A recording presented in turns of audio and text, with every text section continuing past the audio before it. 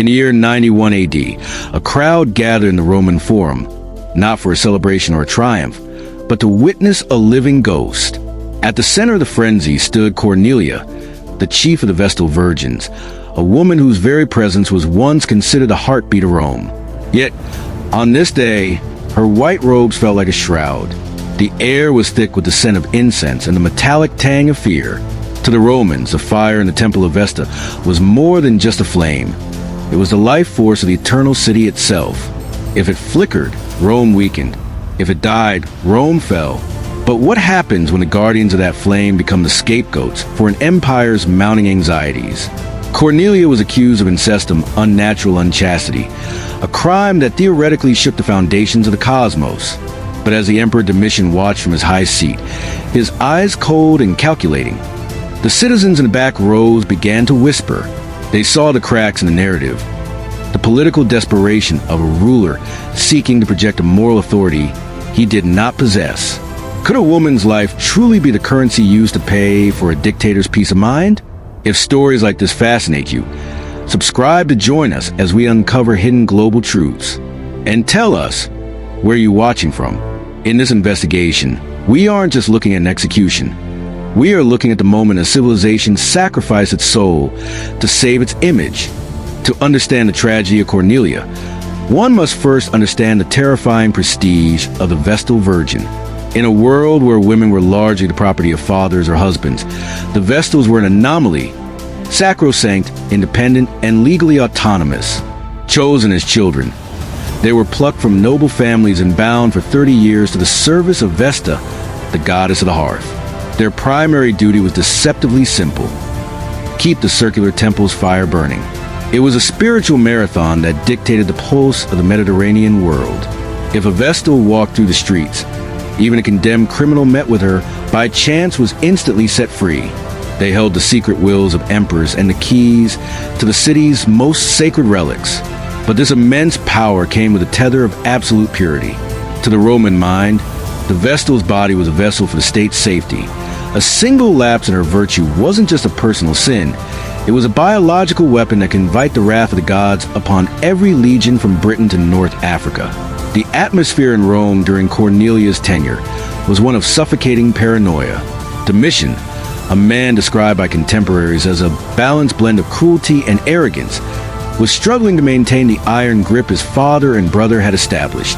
Across the borders, the Germanic tribes were restless, and the economy was beginning to groan under the weight of his ambitious building projects. In the villas of Gaul and the markets of Alexandria, rumors began to swirl that the Roman gods were displeased. When a series of minor disasters struck the capital, the public gaze shifted, as it often did in times of crisis, toward the Temple of Vesta. People began to look at the chief Vestal not with reverence, but with a predatory curiosity. Was the flame dimming because of the shift in the wind, or because the woman tending it had betrayed her vows? The accusations didn't emerge from a whisper, but from a calculated political theater. Domitian, acting as Pontifex Maximus, the supreme religious authority, bypassed the traditional trial system that usually afforded Vestals a degree of defense. He claimed to have divine insight into Cornelia's impurity. The news rippled through the empire like a shockwave. In the distant provinces of Hispania, local governors paused their tax collections to discuss the scandal. If the great Vestal was tainted, did their own local rituals still hold power? The irony was thick and bitter. While Domitian styled himself as a moral crusader, his own private life was a labyrinth of scandals and excesses that made the common citizen blush. Yet, the emperor knew that a public execution of this magnitude could serve as a grand reset, a way to wash the empire's sins away with the blood of a woman who had become too prominent to be ignored. As the investigation tightened, Cornelia remained a figure of quiet, defiant dignity. She did not weep or beg. She knew the ancient law. For a Vestal, there was no executioner's axe, no poison, and no simple exile, because her blood was considered too sacred to be spilled by human hands. The law required a loophole that was as ingenious as it was sadistic. She was to be returned to the earth while still drawing breath. As the day of her sentence approached, a heavy silence fell over the Roman Forum. Merchants closed their stalls, and the usual clamor of the city was replaced by the rhythmic thud of the funeral litter carrying her toward the campus Celeratus, the field of wickedness. Could such a barbaric ritual truly be the foundation of a civilized society?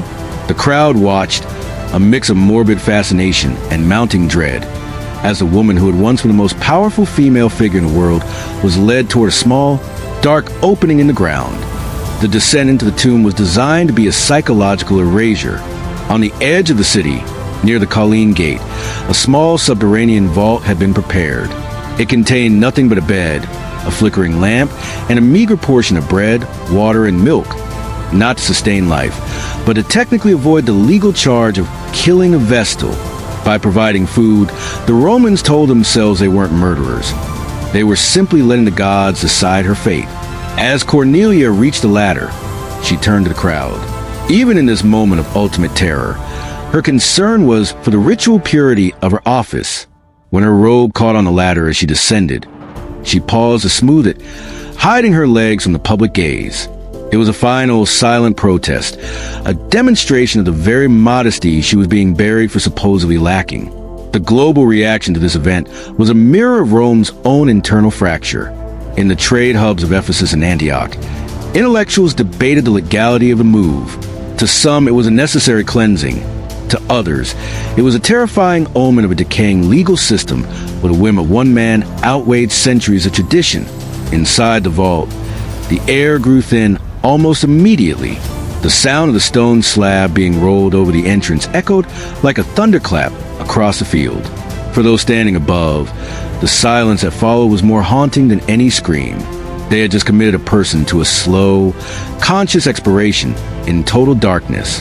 Does the safety of a nation ever justify the systematic psychological torture of an innocent individual? For the spectators walking back to their homes that evening, the ground beneath their feet felt less stable than it had that morning. The tension in the following days was palpable, a heavy shroud that draped over the city's marble facades. In the barracks of the Praetorian Guard in the slums of Subura, a chilling realization began to set in. If the chief Vestal could be discarded so easily, who was truly safe? Domitian's moral restoration felt less like a spiritual awakening and more like a purge. Reports from the frontier suggested that even the hardened legionaries were unsettled. In the wet forests of Germania, soldiers who relied on the stability of Rome's divine favor felt a cold shiver. They wondered if the gods would still protect their shields now that the Heart's Guardian was screaming in the dark. The irony was sharp. The Emperor had sought to prove his strength, yet he had only succeeded in highlighting fragility of the entire Roman system. As the hours turned into days, the psychological weight of the buried woman haunted the Roman consciousness. It is said that some citizens returned to the field of wickedness in the dead of night, pressing their ears to dry earth, hoping, or perhaps fearing, to hear a sound. There were rumors that Cornelia's final words before the vault was sealed were not a plea for mercy, but a calm assertion of her innocence, calling upon Vesta to witness the injustice. This wasn't just a legal execution. It was a cultural tipping point. For the first time, the absolute authority of the emperor was being weighed against the silent, subterranean suffering of a scapegoat. The question was whether Cornelia had sinned, but whether Rome itself had committed a transgression from which it could never truly recover. Years later, after Domitian met his own violent end at the hands of assassins, the story of Cornelia began to transform from a scandal into a martyr's legend. Historians like Pliny the Younger began to reconstruct the events, not as a religious necessity, but as a chilling case of judicial murder. They described how the sun seemed to lose its luster in the months following her burial, and how a sense of melancholy settled over the forum. The emotional reflection offered by the Roman people was one of delayed guilt. They realized that in their collective silence, they had allowed a system of belief to be weaponized for political theater. In the grand villas of the elite, the dinner parties no longer buzzed with the gossip of a crime, but with a quiet, lingering discomfort about the price of their supposed security. The legacy of Cornelia is not found in a grand monument or a marble inscription, but in the shivering realization that global systems are often held together by the myths we choose to believe. To the people of the late 1st century, her death was a necessary sacrifice to keep the world turning.